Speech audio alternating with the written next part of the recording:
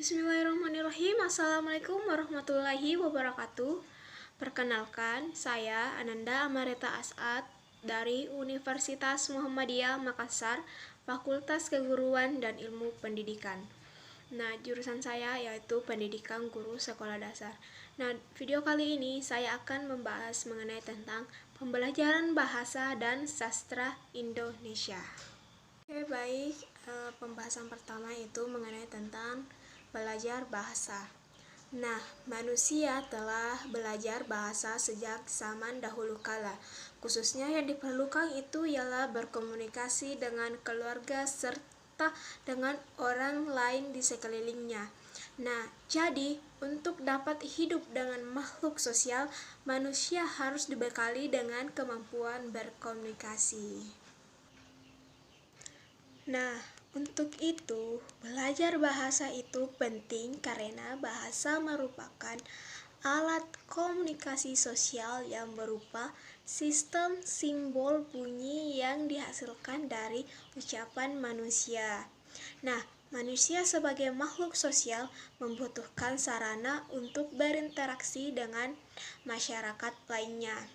Untuk kepentingan interaksi sosial itu, maka dibutuhkanlah suatu wahana komunikasi yang disebut dengan bahasa.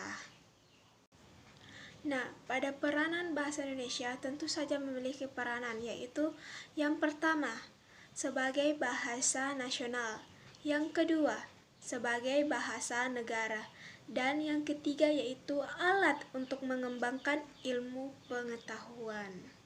Baik, pembahasan selanjutnya yaitu mengenai tentang pembelajaran bahasa. Nah, sebelumnya kita sudah menjelaskan mengenai belajar bahasa. Nah, pada hakikatnya, belajar bahasa adalah belajar komunikasi.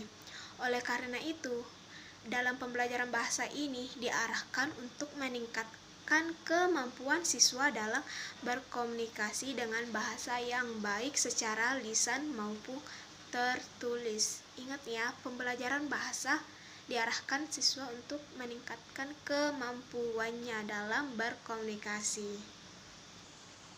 Nah, dalam meningkatkan kemampuan komunikasi siswa, maka digunakan pendekatan terpadu dalam pembelajaran bahasa yang dilandasi pandangan bahasa holistik. Nah, yang memperlakukan bahasa sebagai suatu yang bulat dan utuh. Nah, bahasa holistik ini adalah suatu cara berpikir tentang bagaimana anak belajar bahasa lisan dan bahasa tulisan. Nah, anak itu secara alamiah memperoleh bahasa melalui mendengar, menyimak, dan berbicara. Pembelajaran bahasa digunakan untuk mengacu pada penguasaan bahasa kedua, baik dilakukan secara formal maupun informal. Nah, untuk itu ada dua tipe pembelajaran, yaitu yang pertama, tipe naturalistik, ya, di mana bersifat alamiah, tanpa guru dan tanpa kesengajaan pembelajaran berlangsung di dalam kehidupan bermasyarakat. Nah, yang kedua yaitu tipe formal. Nah, di mana ini berlangsung di dalam kelas dengan guru, materi, dan alat-alat bantu belajar yang sudah dipersiapkan. Selanjutnya yaitu faktor dan prinsip pembelajaran.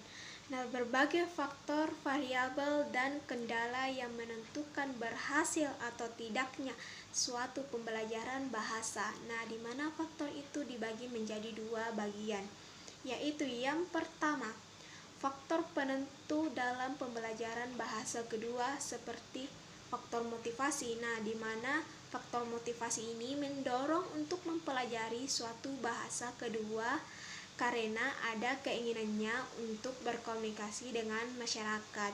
Faktor usia dan faktor penyajian formal. Nah, di mana di sini mempengaruhi kecepatan dan keberhasilan dalam memperoleh bahasa kedua.